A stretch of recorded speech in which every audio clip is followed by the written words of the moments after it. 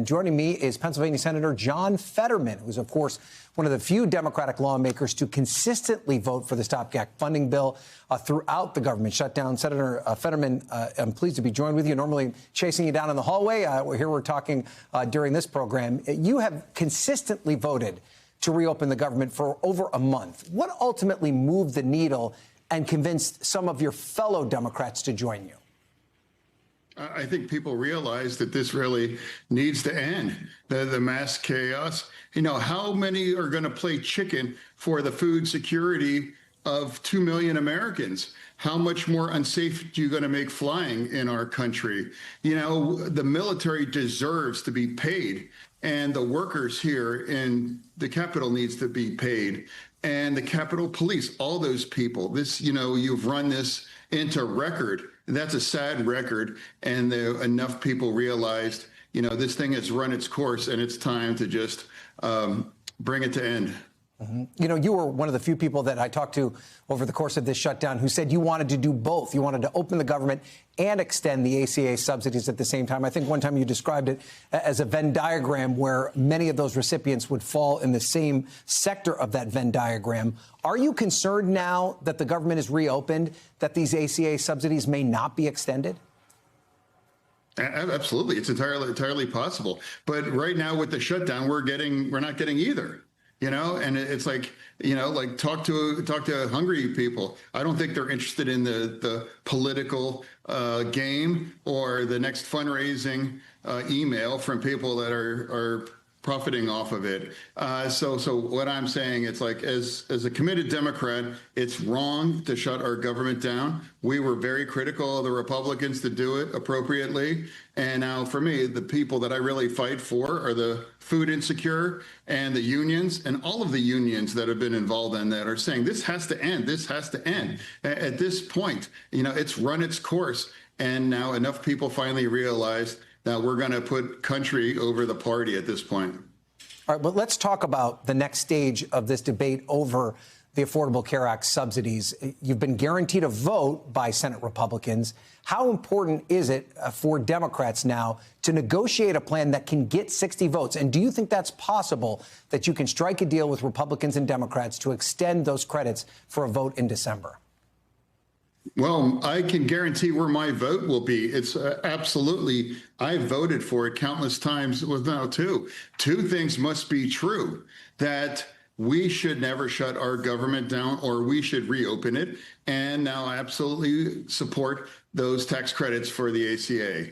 Now, two things must be true. That's part of democracy, and that's part of where we are right now.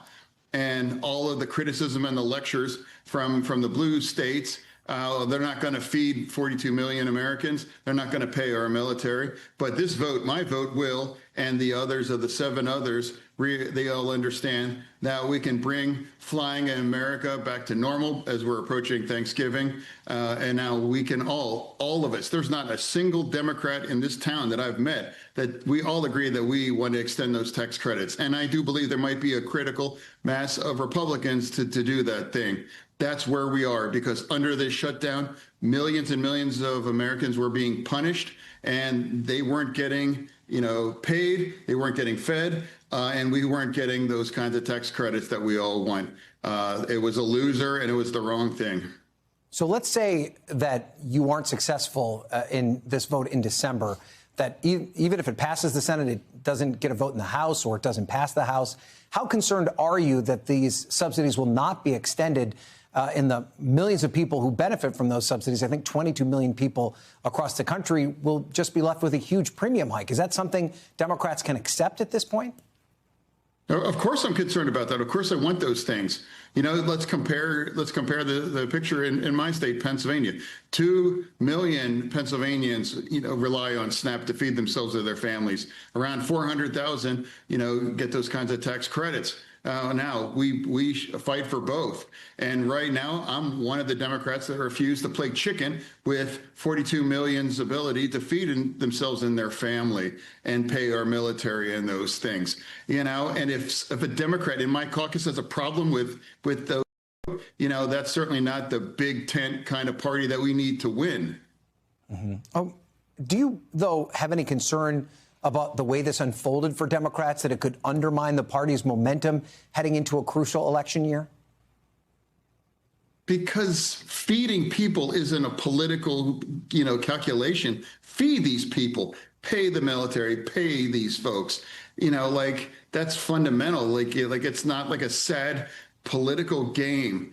And like it's not a calculation that's more important to me. It's a country over party. And for me, it's like, what's the momentum? It's like, yes, it was a great result for Democrats, but to her credit, I believe one of the governor-elects said, my election winning is not a green light to extend this shutdown. Absolutely, I agree with her. And now a lot of the people that are lecturing us, I guarantee you they're dropping the fundraising emails, and they had some great quarters through that. I refuse to monetize, faux outrage, and now, here it's like, this is a serious solution that's necessary. And now for me, Democrats should be able to have different views. And now for me, take the win that happened on Tuesday. Now that's where we are. And now we are going to recapture the House in 2026. And then we have the first opportunity, because remember, we are in the minority here in the Senate and in the House, and Trump is still in the White House, and the Supreme Court is at 6-3 right now. This is a long game. That's not just because, keeping the government as hostage. That's not a long game. That's the wrong thing.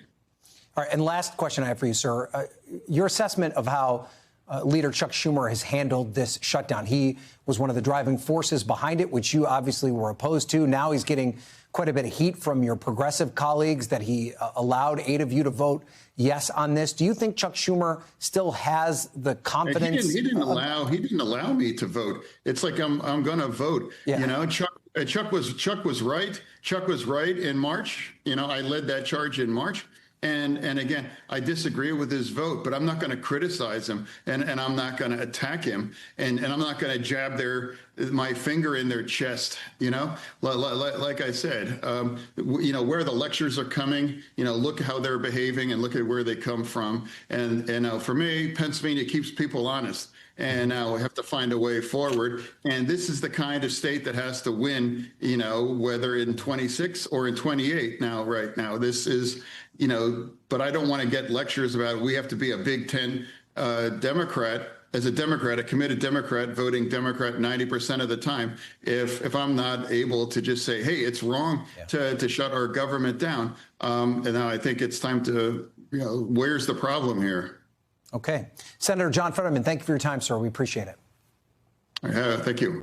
We thank you for watching. And remember, stay updated on breaking news and top stories on the NBC News app, or watch live on our YouTube channel.